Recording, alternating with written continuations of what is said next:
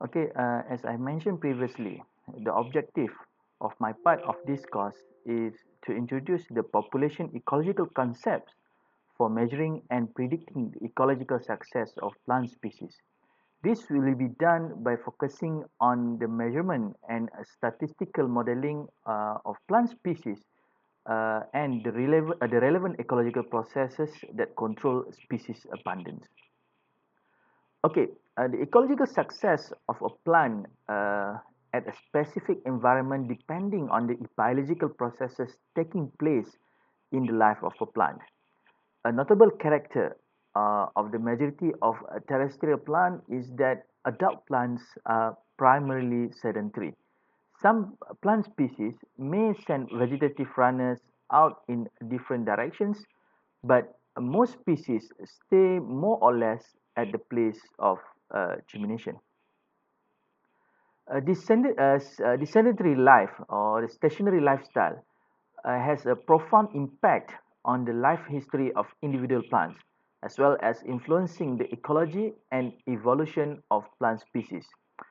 Plants that are stuck at the place of germination experience competition from large neighborhood, especially from the other plants, more severely than animals that may move to an environment with less competition. So this is the consequences of a stationary lifestyle. Before attempting analyzing the and understand the structure of vegetation in terms of the distribution and abundance of individual species, it is necessary for us to understand this vegetation nature or features. Plants are remarkably adaptive organisms, inhabiting such diverse environments as tropics and tundra, desert and ocean, mountains and swamps. Yet each species has an optimal habitat. There can be many reasons why a plant flourish in one plot and in another. There are basically two reasons for surveying and analyzing vegetation. One of these, one of these is for description or mapping purposes. Okay, mapping purposes where we want to identify, uh, to locate or tagging the plants. Either we want to know about the specific plants of the area or we want to look at the overall vegetation of the area. And another reason is what we shall call as ecological purpose.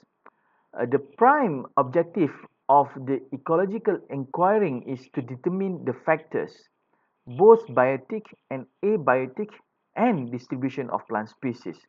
And therefore, the quantitative ecology will provide an insight for information in vegetation analysis to investigate a species to species and some species to environment relationship.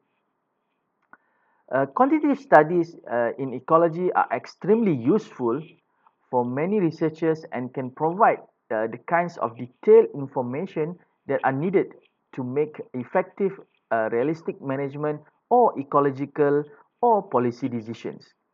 This includes to determine which species are common and which are rare in only given area. We want to look at the quality of species composition in different habitat types and hence refine and improve subjective vegetation classification, such as how certain fruit trees provide important food for certain animals, for specific animals. And also we want to when we study the quantitative ecology, we hope that we can help to determine a sustainable activities, such as if you want to do uh, uh, uh, the timber cutting in the forest and something like that. So it's part of products being if the product that being exploited are being exploited sustainably. Okay, so and also we want to assess how long it takes for all for old farmland to return to major forest, which is we want to look at how to rejuvenate the land or the forest. We want to look at also the distribution of important forest types. We will do the vegetation record, and also we want to look at the map to map the distribution and important forest types. Also, we want to provide record from which all future changes can be assessed, and also as with other areas. And also we want to look at the interaction. We want to investigate the links between vegetation and animals, numbers, or movements. So finally, we want to know, as for now, based on your understanding, what kind of information can be obtained from a quantitative study in ecology?